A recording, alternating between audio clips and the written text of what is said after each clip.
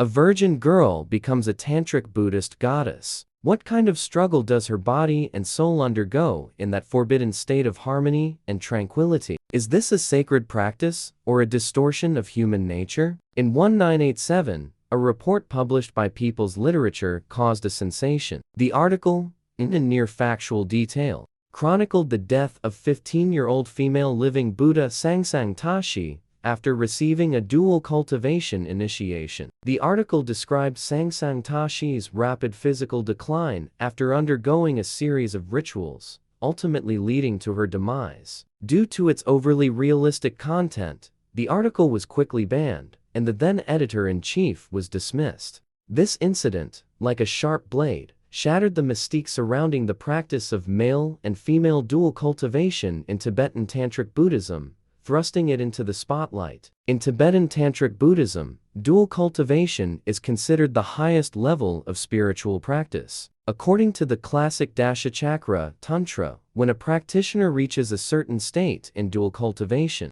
the subtle channels in the body briefly open, allowing energy to flow into the central channel, and the red and white drops of light merge and converge, leading the practitioner to enter a state known as great bliss. In theory, visualization and meditation in this state of great bliss can more easily lead to inner peace and even the ultimate goal of attaining Buddhahood. However, in practice, this system of practice has a complex and controversial process. Initiation is a crucial step in tantric practice. From introductory practice to advanced practice, the highest level of Anuttara Yoga, Tantra acquires a sequential process of 15 levels of initiation. The initial level of initiation is relatively simple.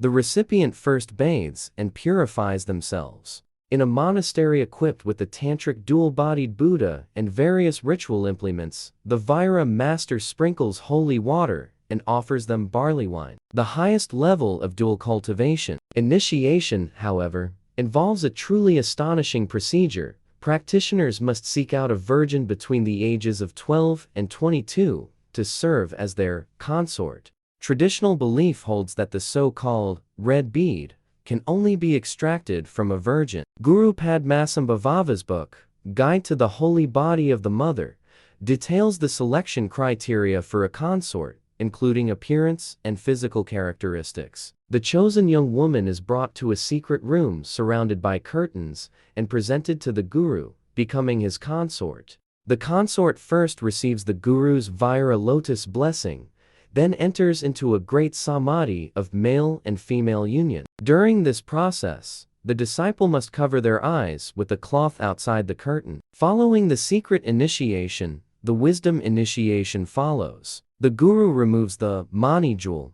and the consort removes the red bead, each of which the disciple swallows. This is accompanied by the recitation of mantras and scriptures. Finally, the guru solemnly admonishes the disciple to strictly adhere to the secret practice requirements and refrain from worldly lust. Otherwise, not only will the disciple fail to achieve enlightenment, but he will also fall into hell after death. Afterward, the disciple and consort must once again enter the state of practice to complete the initiation. Serious literary writer Gu Ziwen spent 4 years in Tibet, uncovering the little-known side of dual cultivation between men and women. The experience of Bhutan's Phomu Jigmaya is a true and poignant example. At the age of 14, Jigmaya was chosen by the 60-year-old Anuttara Yoga Tantra practitioner Vaira, and her life changed forever. In Bhutan's theocratic social system of the time, becoming a consort was considered a supreme honor. With religious devotion and a naive hope for the future,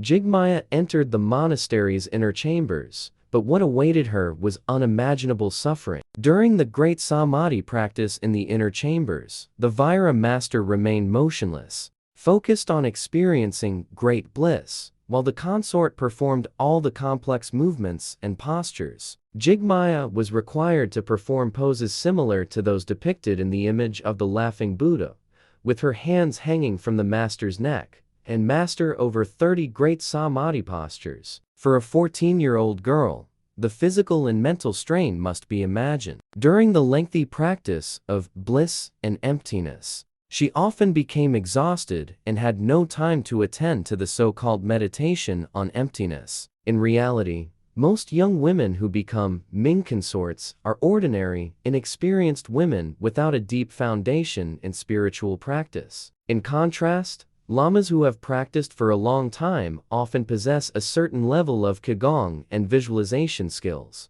This unequal relationship in practice makes the so-called dual cultivation more like torture for women in practice. For example, the female living Buddha Sangsang Tashi, even though she had memorized all the scriptures at the age of 15 and had a solid foundation in spiritual practice, could not withstand the torment of the initiation and eventually died from exhaustion. Ordinary underage girls were even more vulnerable to such practices, and many were tortured to death. After their deaths, their skulls were made into skull bowls and their leg bones into flutes, used as instruments in religious rituals. Jimia gave birth to a son and a daughter at the ages of 16 and 19, respectively. However, after the second child, her lama abandoned her and sought a new 12-year-old Buddha consort. After leaving the monastic system, Jimia didn't give up.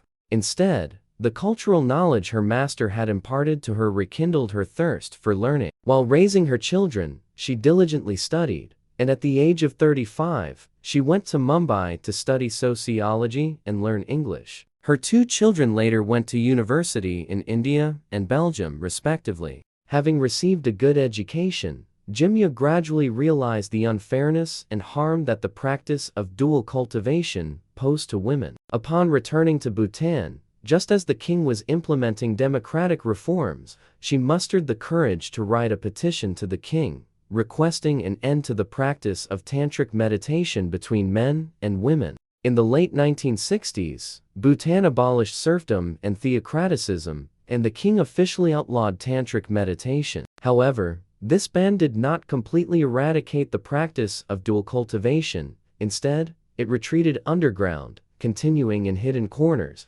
occasionally irritating people and sparking reflection on the conflict between religious tradition and modern civilization.